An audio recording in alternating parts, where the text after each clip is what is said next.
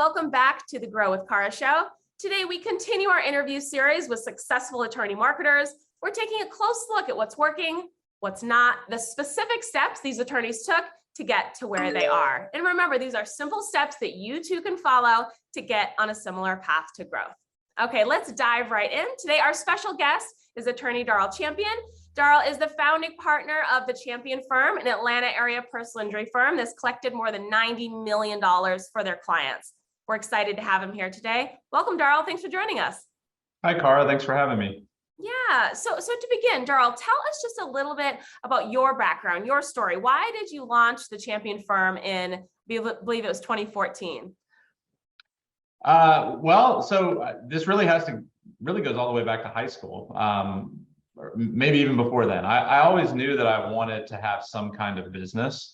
In high school and even in college, you don't really know what you want to do. But when I kind of figured out I wanted to go to law school and be a lawyer, I knew from the beginning that long term that was the goal, that I was going to want to have my own firm. Honestly, part of that is I don't do well working for other people.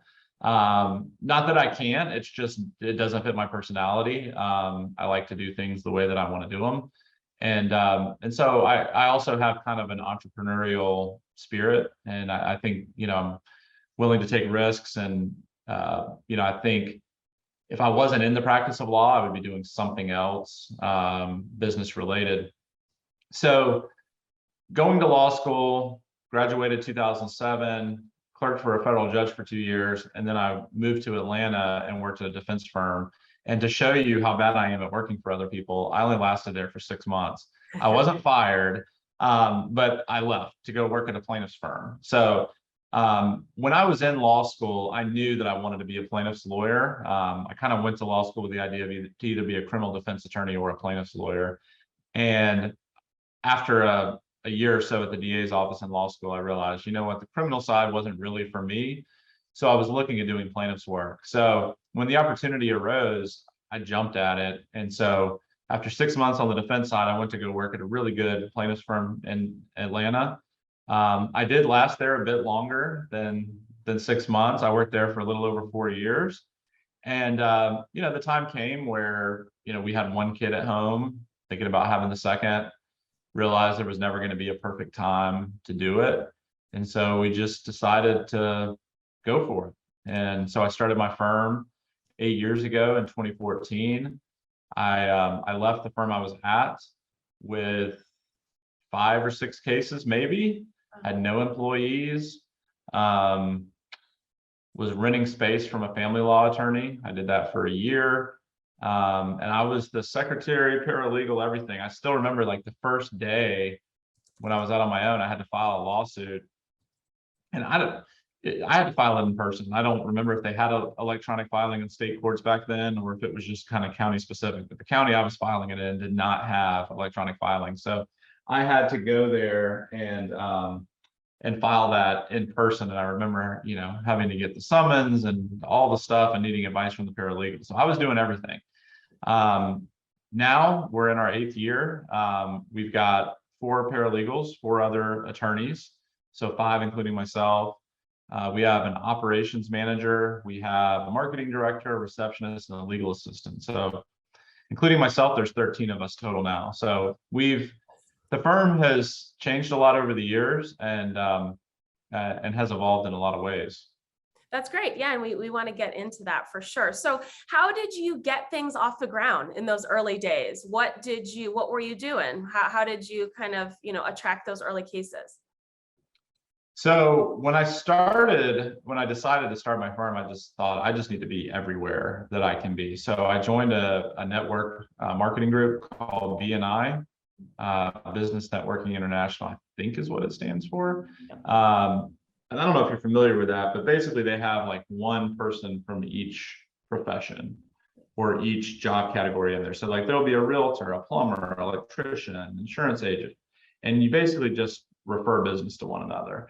I joined that. I joined the Rotary Club, worked on meeting as many attorneys as I could and networked with some other attorneys that had referred us cases at my old firm. So reached out to them and let them know, hey, I'm out on my own. I knew there was certainly a lot of cases that my old firm wouldn't maybe it didn't meet their threshold or their criteria for a case, or maybe they could send me some business. So really, it was kind of a shotgun approach. It wasn't targeted at all. I was just like, I want to make sure I don't starve to death.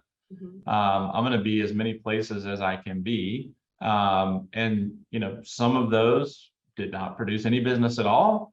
And some of them were great, but it really was just a trial and error process for me, of just trying to be out there and meet as many people as I could. When did you hire your first employee, and what was that position? When did you decide you just couldn't do it all? You were growing enough to kind of, basically get that, get some help, basically. When did you realize you needed some help? So that's kind of it's a funny story now, but it was not funny at the time. I hired my first person off Craigslist, and there's nothing wrong with hiring people off Craigslist, but this was not a good hire. It was a disaster. The person was doing contract work for somebody else while on the clock with me. It misrepresented some things, and so that lasted about 2 or 3 weeks. And so at that point, I kind of took a step back, decided to hire an intern from Kennesaw State, which is a 4-year college here. They have a paralegal program.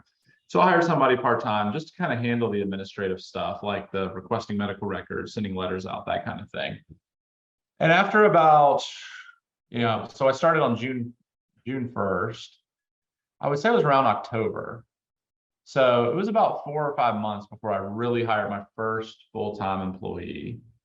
And for the next 8 months or so, 8 or 9 months, it was just me and that paralegal, basically.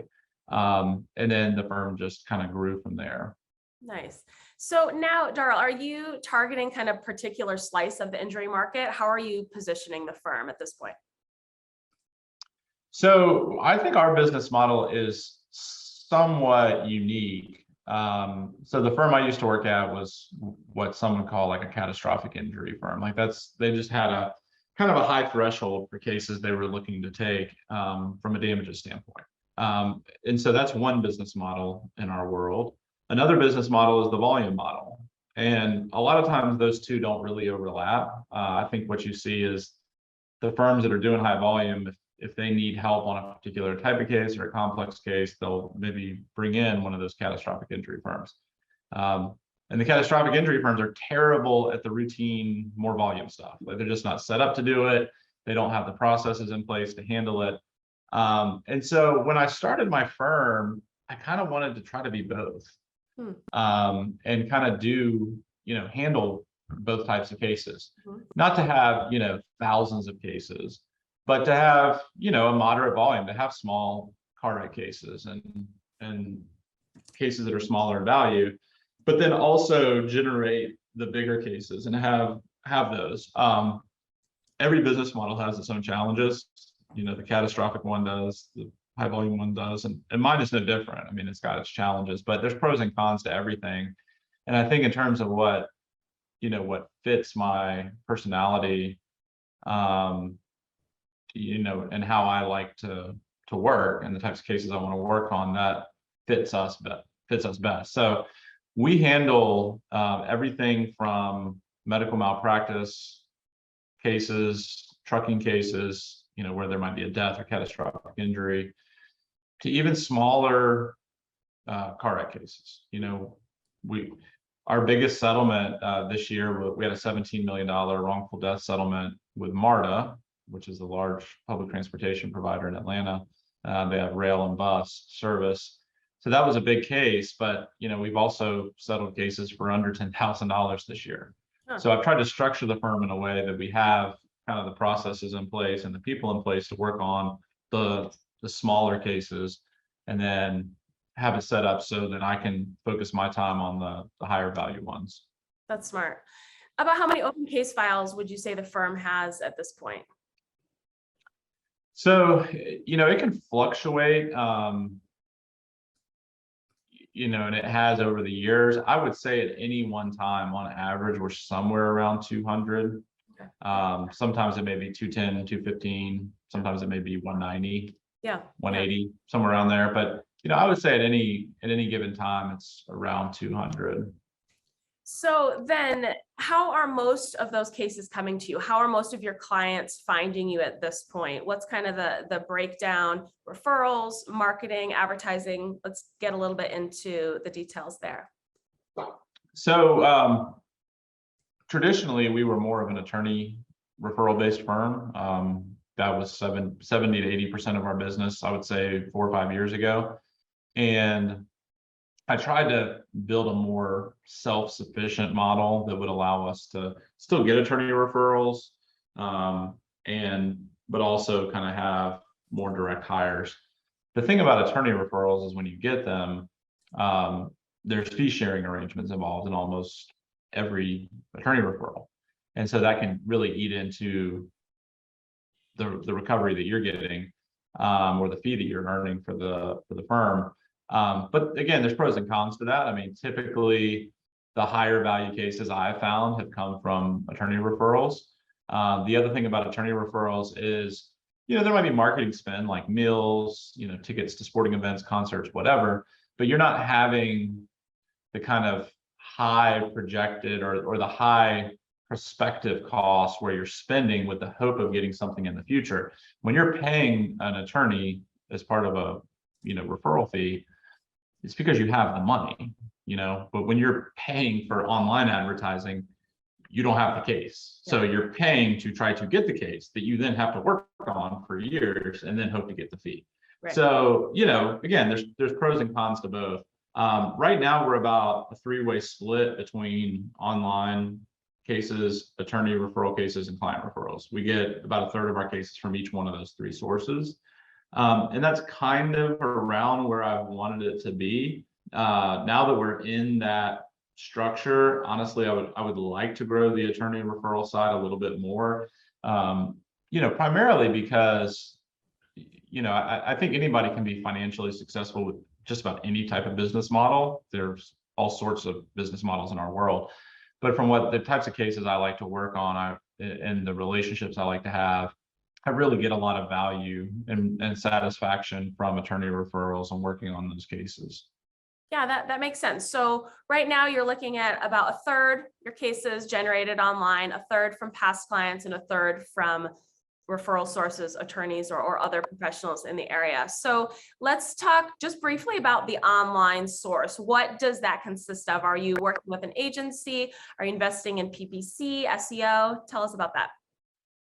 So yes to all of that. We have an agency. We invest in, I call it SEO and organic SEO. I think now a lot of people, when they talk about SEO, sometimes they conflate it with PPC, which again is totally separate. Like you said, I view those as separate buckets. But we've been consistent with the SEO for several years. We've had kind of a mixed bag of results with that. The PPC, it's some months we do it, some months we don't. Okay. I'd like to be more consistent with it. One of the interesting things about us and kind of our history is we had an Atlanta address for the first 6 years of my firm. So from 2014 to 2020, we were all in kind of the same area in Atlanta. First year I was in one building, and then the next 5 I was in one other building. We moved a couple offices, but I was in that building. Well, 2 years ago in 2020, we bought a building just a few miles up the road, but it's actually in a different city. It has a different address. It's in Marietta. So there's also been a lot that's happened over the last 2 years, obviously, with COVID and just all sorts of things going on in the world. And it's like, what is going to be the new normal for us in terms of where our case is coming from, what's the website doing, that kind of thing. And I just don't think we know right now, because even though it's been 2 years in the building, our new website launched less than a year ago. It was like 8 months ago. So the old site was heavily Atlanta focused. We not only moved addresses and have a new address on our GMB site, but now our website is more Marietta focused. So what is that going to look like 6 months to a year from now? I don't have a clue. And then you throw in the other thing is Google changes their algorithm like every day. Like there's always some little tweak. Right. And like, you'll go a week where it's like the phone's ringing off the hook and you're like, oh, I'm never going to have enough people to work on all these cases. I'm going to have to hire somebody. and then you hear nothing for like a month. And I think my experience is probably very similar to a lot of smaller firms with the paid search. I think, the other thing is it's so hard to compete with the big advertisers and what they're spending. Even if financially you were like, hey, I just want to blow X amount of dollars this month on PPC or whatever, well, you have to have the bandwidth to handle the intake, to do it the right way, to convert those cases into signed cases, and then to actually work on them. So there's a lot more that goes into it. And honestly, I think that was a mistake that I made early on in my career, was instead of getting the business structure right at the beginning, it was focused on, I just got to get business. And part of that came from, I didn't have a lot of money when I left the old firm. Right. Didn't have a lot of cases, and it was just you're in survival mode. You're like, you feel like you're hoarding cases, like just give me. I'm trying to be more intentional now about those things and how things are structured. And but I see that as a common mistake I see a lot of other lawyers make, is they focus on, well, I need to do this, I need to have this out of here, and focus on getting all these cases. And that's not really, in my opinion, the right way to do things. You can have some short-term success with that, but long-term, and in terms of like building a business, you have to be a little more structured with how you do things. So in general, how would you kind of rate the quality of the prospects, of the leads that are generated through your PPC efforts, or really that kind of whole online bucket? Depends on which week you ask me.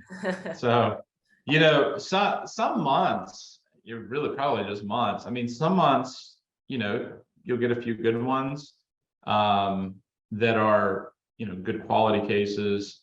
Some months you don't get much. I will say this, what I've noticed about online leads: one, they're harder to convert. And that's not surprising. If they're looking online, it's because they're probably just working their way down a list and they have no connection to you. They don't know who you are, especially for a firm like mine who, they know Morgan and Morgan, they know the other big advertisers in the area. For us, they've never heard of us. So when they find us, they have no connection to us. So they're harder to convert. When you get a client referral where you're already validated and they're contacting you because they want to hire you. So that's one big difference I've noticed. I've also noticed that they tend to be, I don't want, maybe flighty is the right word.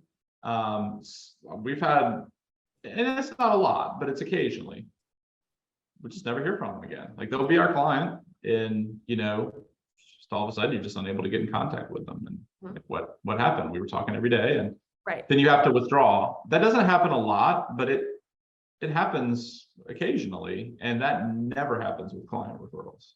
Never happens with attorney referrals. Yeah. So that's one thing I've noticed. I think in terms of the value of the cases too, our highest value cases by far are attorney referrals.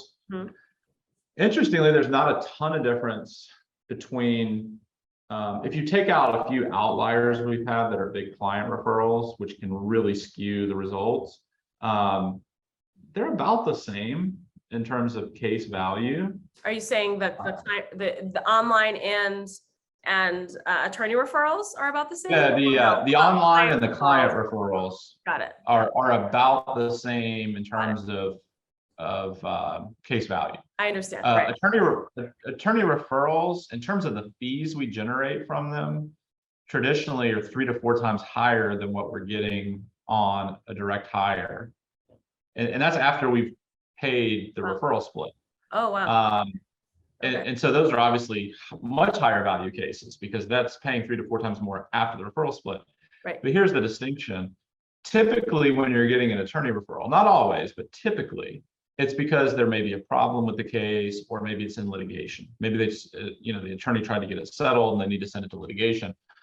So there can be more work involved with that. So if you look at it from an hourly rate standpoint, which we've not done because we don't keep our hours, there may not be that much of a difference. Like, you're more likely with an online case or a client case to, get something right after it happened, and to be able to maybe resolve it without a lawsuit.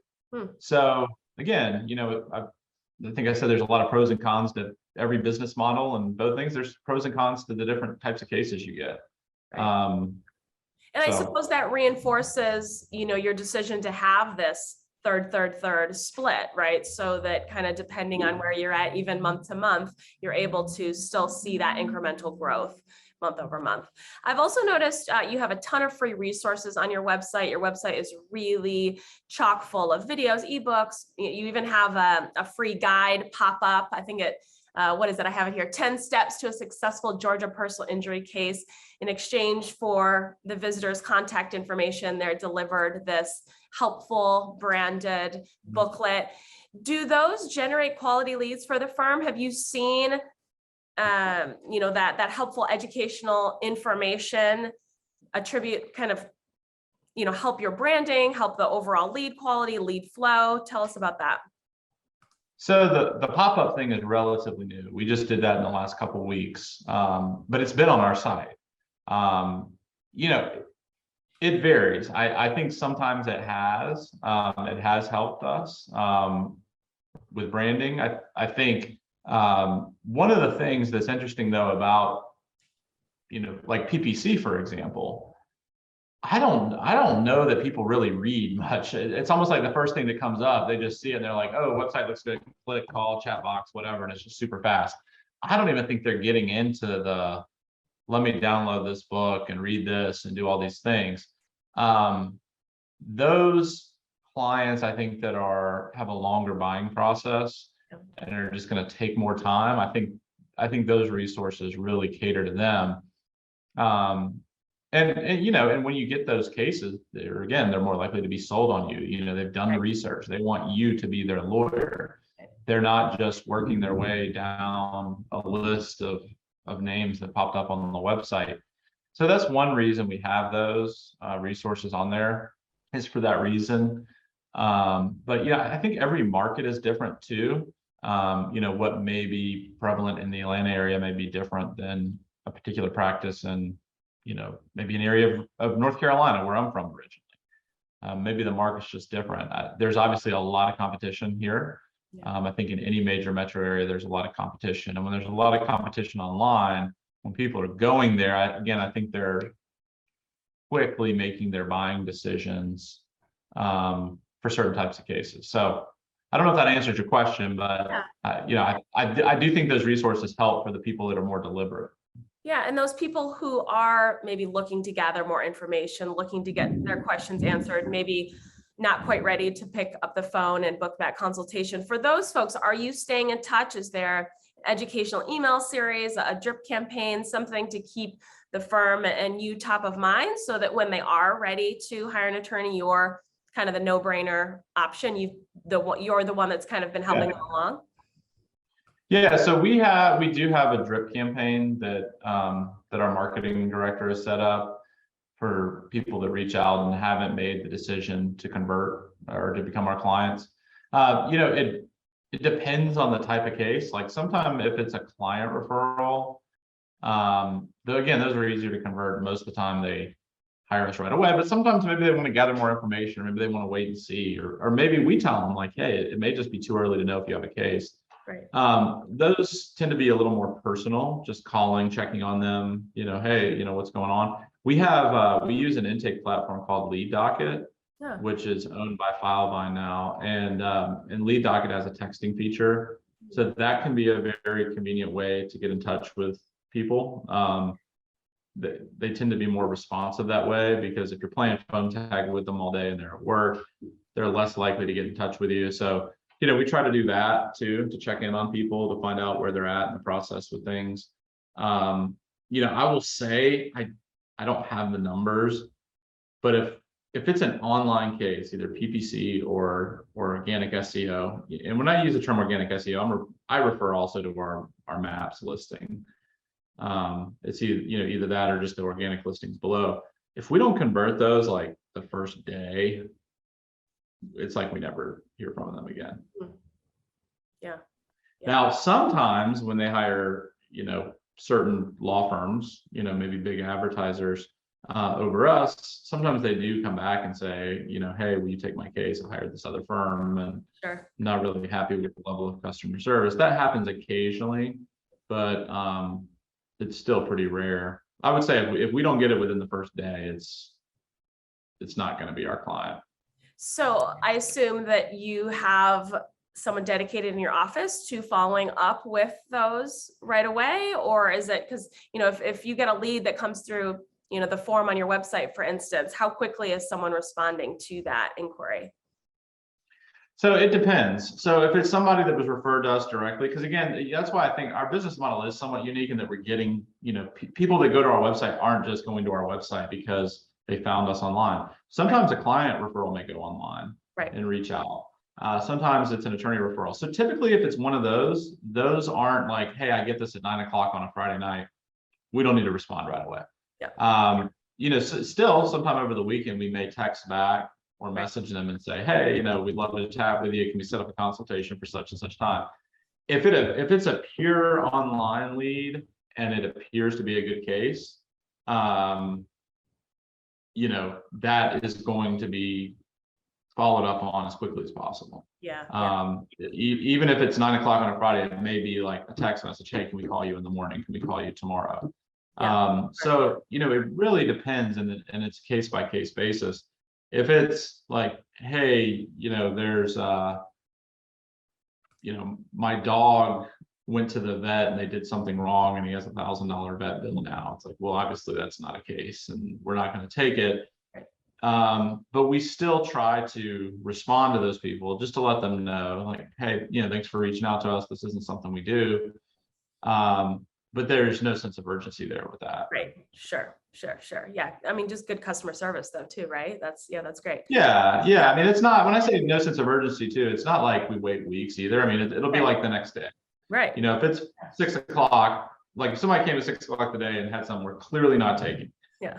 We'll call them the next day and let them know, hey, this isn't something we handle. Thank you for contacting us. That's great.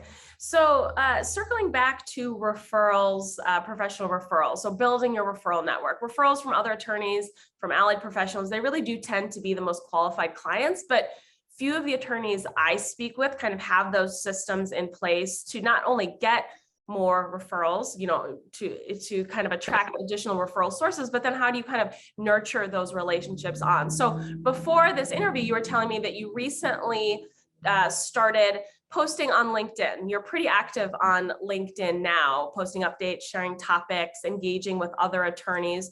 What's your goal with LinkedIn? Tell us a little bit about your approach.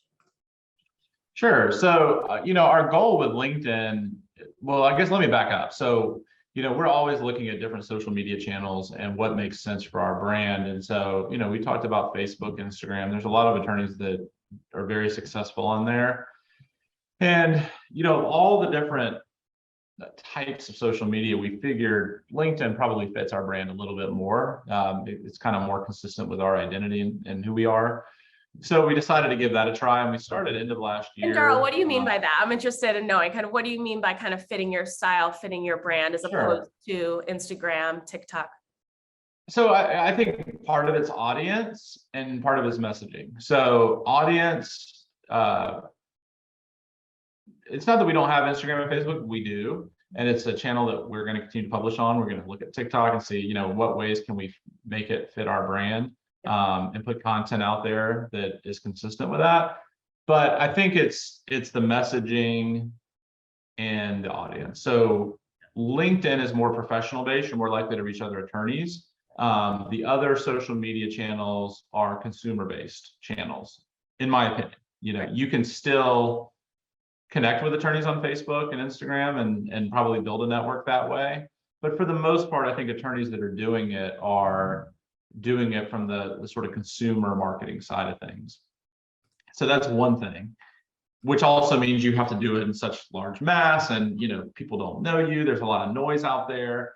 And, people don't want to go on Instagram and like be inundated with like stuff about car wrecks and slip and falls, like it's just, I know a lot of people, again, some people do it and they're successful with it, but that's just not what a lot of people want to see. And so with LinkedIn, well, I guess let me say the other thing too. a lot of it, it's hard to have in-depth discussions or talk about particular topics on Instagram and Facebook. Right, right, It's also very difficult on TikTok just because of the nature of how brief that platform is. right. On LinkedIn, it's easier to engage with other attorneys. It's easier to talk about specific topics or issues you see.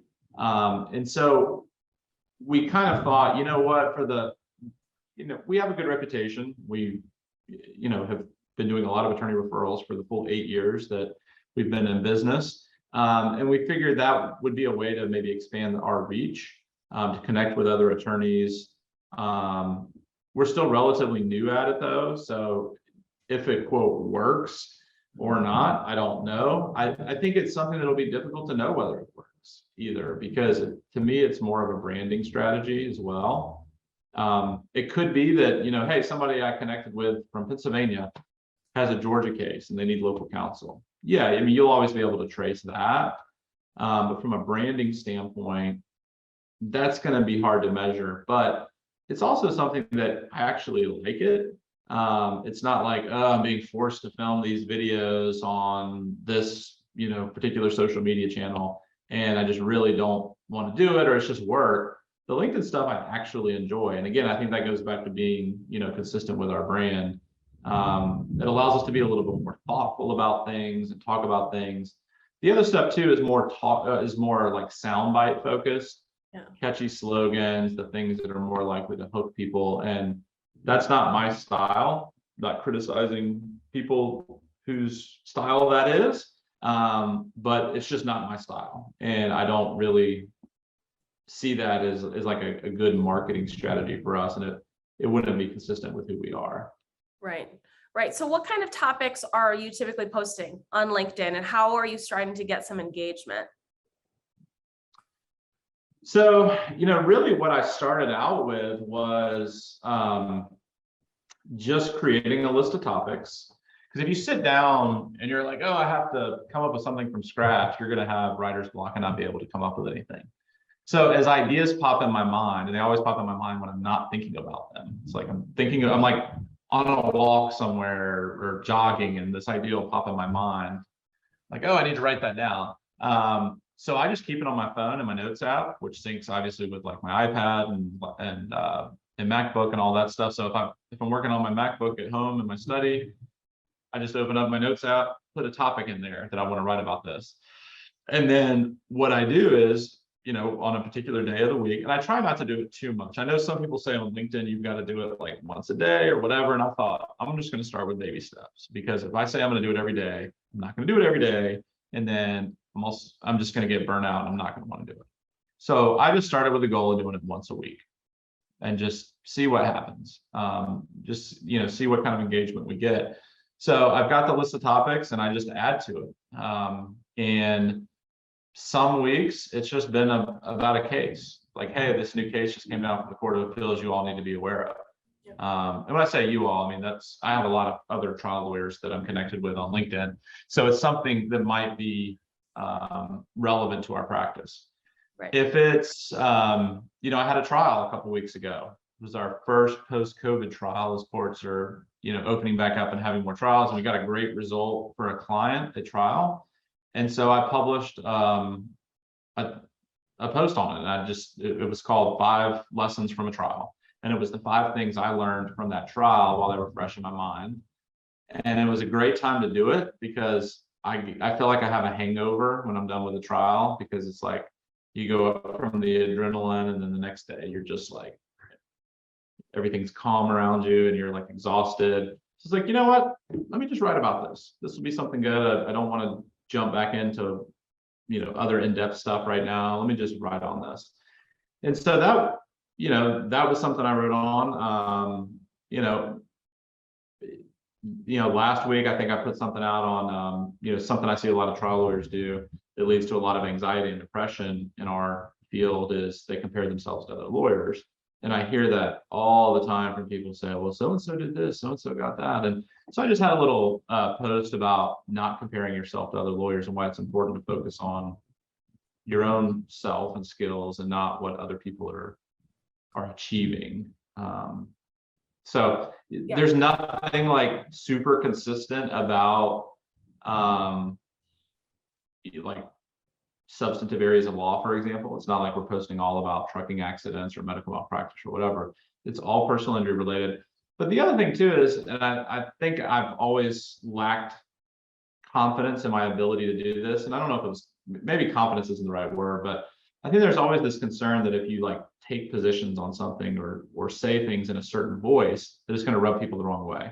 So you want to be everything to everybody. And you know what, like this year I'm just going to say things in my voice, how I feel about things and what my opinions are about issues. And that to me has been the most important thing about getting some traction with some of our posts. There was this business called Mighty, Mighty. I don't know if you've heard of it, but they announced, earlier this year that they were going to open their own legal department or their own law firm. Oh, yeah. And what Mighty is, they actually service a lot of personal injury firms and provide software and resources to them for, one, like connecting to doctors that might treat their clients. They have like a patient portal and other things like that. And so they're really, they have their hands in a lot of different businesses in the personal injury world. And they decided, well, we're just going to start our own law firm. And they kind of just dumped on personal injury firms in general. It was the craziest thing I've ever seen. Wow. Talked about how it was essentially like everybody's unethical and, wow. I think even one of the comments was, I wouldn't even refer my best friend to any personal injury firm. So they created this business. Wow. And the business model itself to me is just totally bogus. And, whatever their criticisms were of the advertising firms that they were criticizing, applied just as equally to their business, if not more so. And so I had a LinkedIn post on that, and so just kind of like seeing things that are out there in the news of like, you know what, this is not right. I disagree with this or whatever. And like, I throw it out there. And so that's really probably the only common theme with our LinkedIn posts. Well, you're right too, though, with LinkedIn, as opposed to obviously the other platforms, you can be 100% confident that you're talking to fellow attorneys, right? I mean, you are, that's the kind of content you're putting out, you're taking that voice, that I think also makes it maybe a little bit easier to kind of generate ideas when you're really, talking to your fellow lawyers and then, kind of looking to kind of build that network. I'm interested, are you active in any kind of LinkedIn, like industry groups, or are you kind of just posting straight to your profile and commenting on your connections? It's just straight to my profile. Again, talking about baby steps, I'm going to do it kind of one step at a time, and just kind of, I haven't yet to like explore all the different things LinkedIn has in terms of those different industry groups and things like that. But that I'm sure that is something that will be coming down the road. Sure. And like you already mentioned, it's obviously too soon for you to kind of know if LinkedIn will become a meaningful referral source for you, right? But what will make it worthwhile for you? What will you see that will make you continue to spend your time on it? If it is this branding play, what does that look like for you? Even in the long run, will you continue to do it if, you see this or, this kind of growth? What is your approach to the long term?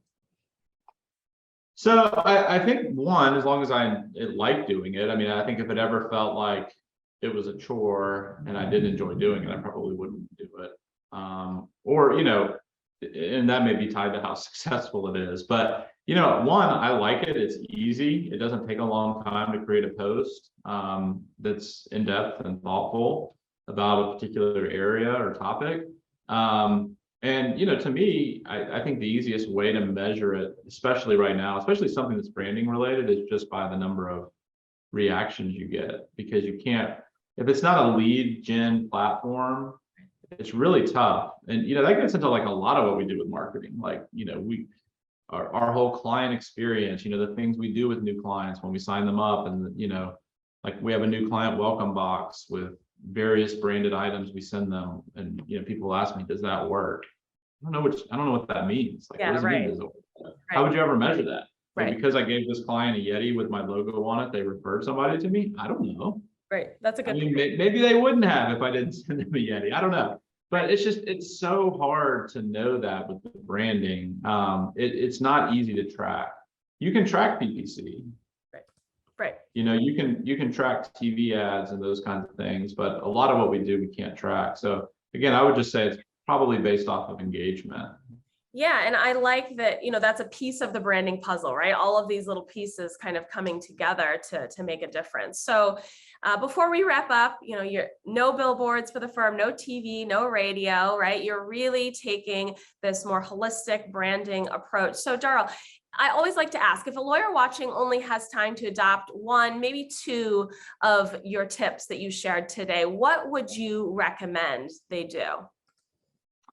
So I would say the biggest thing is focusing on your brand, and just everything that you do, just being true to who you are and what you're trying to obtain. If you're trying to get out there and get referrals for particular types of cases from attorneys, well, then you need to brand yourself that way. If you're trying to obtain more direct hire consumer based direct hire cases from consumers, you need to focus on those marketing channels and branding yourself that way. But I think it all gets back to branding. If you branded yourself, as somebody who's more of a consumer, a direct consumer focused firm, that may not fit when you're going out and marketing to other attorneys, and vice versa. Your attorney marketing persona that you're putting out there to other attorneys isn't necessarily going to work with the clients that you may be trying to get on Facebook or Instagram. So it's really figuring out your brand. I would add, though, that's kind of one of the challenges we have as a firm with trying to build business that's both direct hire from client referrals and then some organic through the website, and then also attorney focused. It's definitely a challenge, but it can be done, and I think that's probably the most important thing. The other thing would be to focus on marketing to your fan base. I think Ben Glass calls it your herd. And I don't know if you've heard of Ben Glass, but he runs great legal marketing, and it's a great organization. When I started my firm, I had read a lot of his books and adopted a lot of his strategies. Some of it didn't really fit with what I was wanting to do, but I picked kind of the bits and pieces I thought would be good. So we have a mailing list with all of our former clients, current and former clients on there. And now 8 years into it, it's very lengthy. Nice. And so every month they get a newsletter from us in their mailbox. We send different things out to them throughout the year, and allows you to have that kind of top of mind awareness. And that connection that we have and that we're able to market to them that way is something the other firms that are spending millions of dollars a year can't do.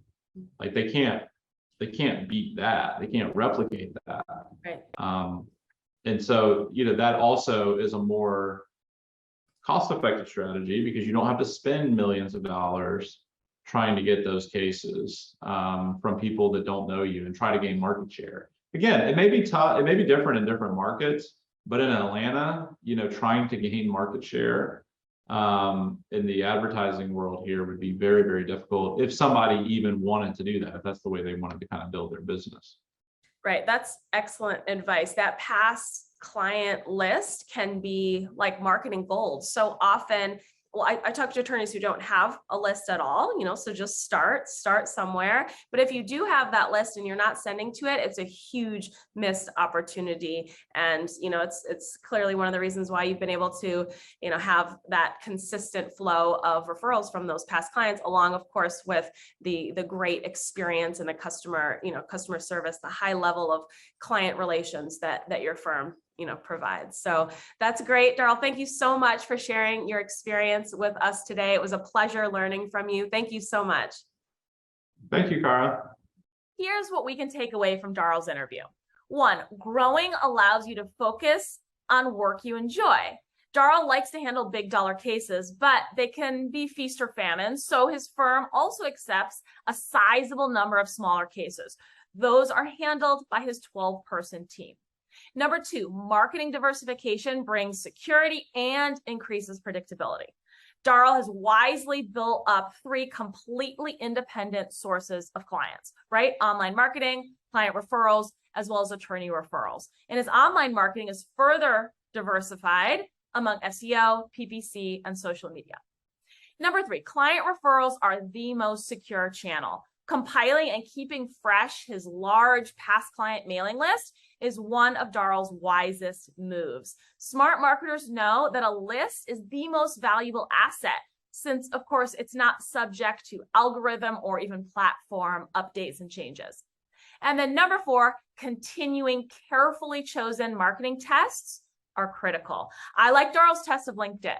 Rather than following the crowd of competitors kind of pouring into TikTok and pouring into Instagram, he thought about his primary goal, more attorney referrals, chose a platform that contains his audience, professionals, and is targeting his posts to that audience. Okay? Big thanks to Darrell for his time and, of course, his wisdom today. We certainly appreciate it. Everyone, join us for the next episode of the Grow with Show, happening very soon. Thanks. Take care. Bye-bye.